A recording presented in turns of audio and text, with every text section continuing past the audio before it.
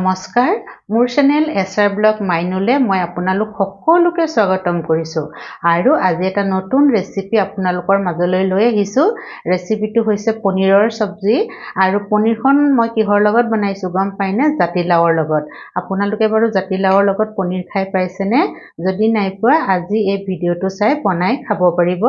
আৰু এই খাবলৈ বহুতে সোৱাদ লগা হয় এয়া দেখিছেনে মই সাৰ্ভ কৰি আছো প্লেটত লাগিছেনে বাৰু এয়া জাতিলাওৰ হয় বুলি জাতিলাওৰ মাছৰে সৈতে খাইহে ভাল লাগে নহয় জানো কিন্তু মই আজি পনীৰৰ সৈতে বনালো বহুতে সোৱাদ লগা হয় আৰু জাতিলাও আমাৰ স্বাস্থ্যৰ কাৰণেও বহুত ভাল ৰামদেৱ বাবাই কৈয়ে থাকে জাতিলাও খাবলৈ নহয়নে বাৰু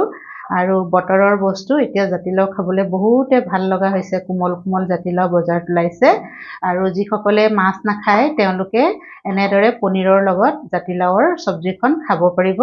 আৰু বহুতে সোৱাদ লগা হয় আৰু এই জাতিলাওৰ সবজিখন মইনো কেনেকৈ বনালো তাকে মই আজি আপোনালোকৰ আগত দেখুৱাম আৰু আপোনালোকে মোৰ ভিডিওটো শেষলৈকে চাই থাকিব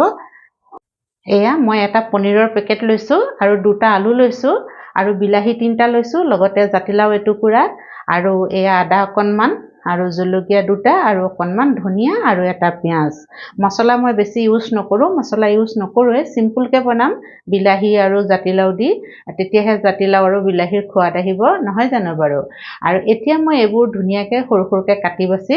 লৈ লওঁ তাৰ পিছত আপোনালোকক দেখুৱাই এয়া মই পাচলিখিনি কুটি বাছি ললো আৰু জাতিলাও দেখিছেনে একেবাৰে সৰু সৰুকৈ কাটিছো আলু অকমান মিডিয়াম সাইজতে কাটিছো আৰু পিয়াজখিনিও সৰু সৰুকৈ কাটি ললো ধনিয়াও কাটি ললো আৰু পনীৰ কিটুকুৰা অকণমান ডাঙৰকৈ দিছো আৰু এতিয়া মই এইখিনি কি কৰিম গম পাই এইখিনি মই কুকাৰ এটাত জাতিলাওখিনি সিজাই লম প্ৰথমতে এটো মোৰ অকণমান সৰু কুকাৰ এটা আছে ইয়াতে মই এটা জাতিলাওখিনি দি দিম এয়া আলু আৰু জাতিলাও দি দিম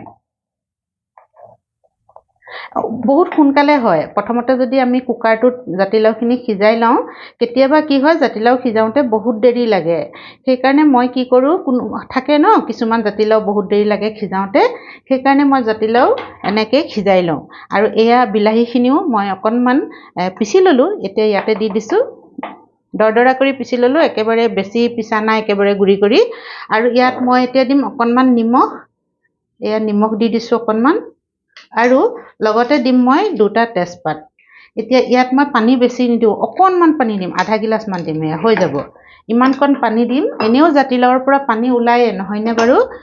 সেইকাৰণে মই আধা গিলাচ পানী দিছো আৰু ঢাকনখন মাৰি দুটা বা তিনটা চিটি দিলে একদম জাতিলাও আমাৰ ধুনীয়াকৈ সিজি যাব তেতিয়া আৰু মানে বেছি দেৰি নালাগে একদম পটককৈ জাতিলাও পনীৰৰ সবজিখন হৈ যাব এতিয়া মই এয়া চিটি মাৰিবলৈ গেছত দি দিওঁ এয়া মই কেৰাহীত তেল দি দিলো ৰিফাইন তেল দিছো আৰু তেল গৰম হৈছে এতিয়া মই পনীৰ কেইটুকুৰা ভাজি লম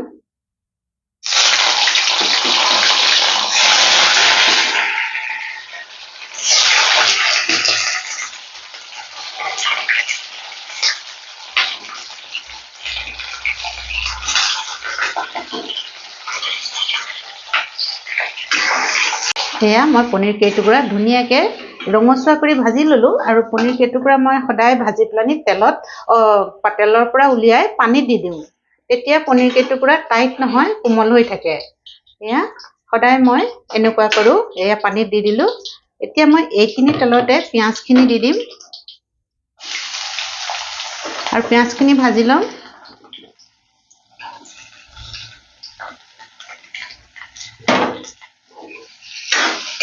এয়া মই পিয়াজখিনি অকণমান দেৰি ভাজি ললো আৰু কালাৰটো চেঞ্জ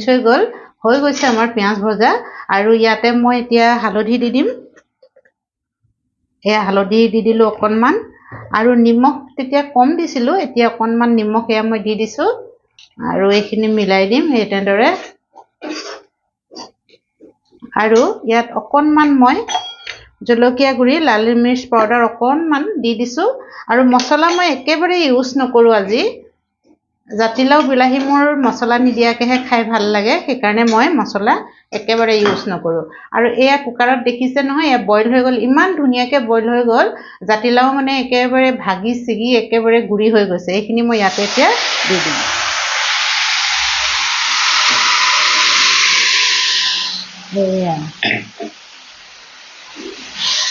এয়া দেখিলেনে একেবাৰে জাতিলাও বুলি গমেই নাপাব মানে এনেকুৱা ধুনীয়াকৈ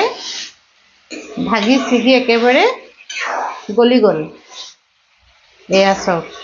কিমান ধুনীয়া হৈছে দেখিছেনে এয়া জাতিলাও বিলাহী এনেদৰেও যদি খাই না বহুত ধুনীয়া লাগে খাবলৈ আমি যদি এনেদৰেও খাওঁ বহুত ভাল লাগে খাবলৈ তেতিয়া অকণমান মছলা কিবা কিবি দিব লাগিব আৰু এয়া হৈ গ'ল এতিয়া গেছটো অলপ বেছিকৈ দিছোঁ আৰু এয়া যে পনীৰ মই থৈছিলোঁ এইখিনিও মই ইয়াতে দি দিছোঁ এয়া এতিয়া মই এইখিনি অকণমান দেৰি উতলিবলৈ দিম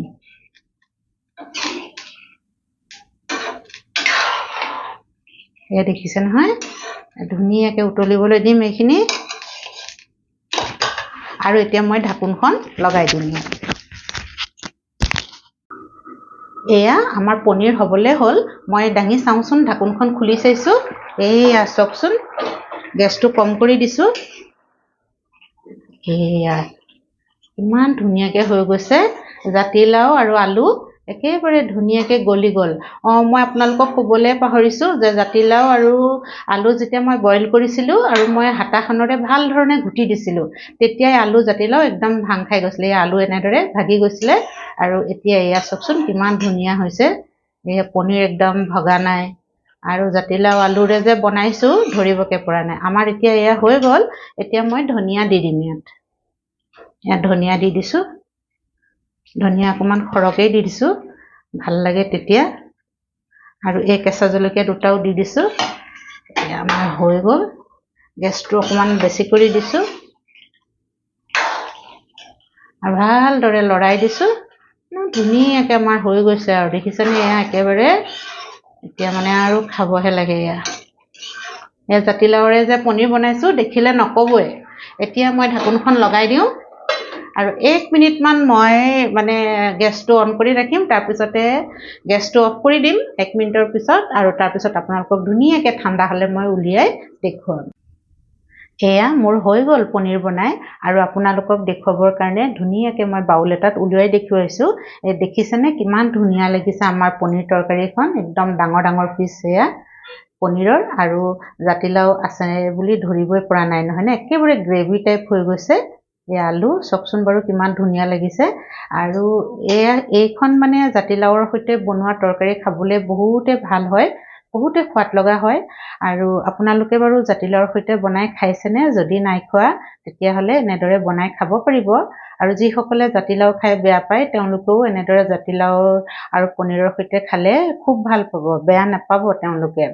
আৰু সেইকাৰণে মই ভাবিলোঁ মই আজি যেতিয়া বনাইছোঁ এই ভিডিঅ'টো আপোনালোকৰ মাজলৈ দি দিওঁ তেতিয়া আপোনালোকেও জাতিলাও নোখোৱাসকলেও এনেদৰে পনীৰৰ লগত জাতিলাও খাব পাৰিব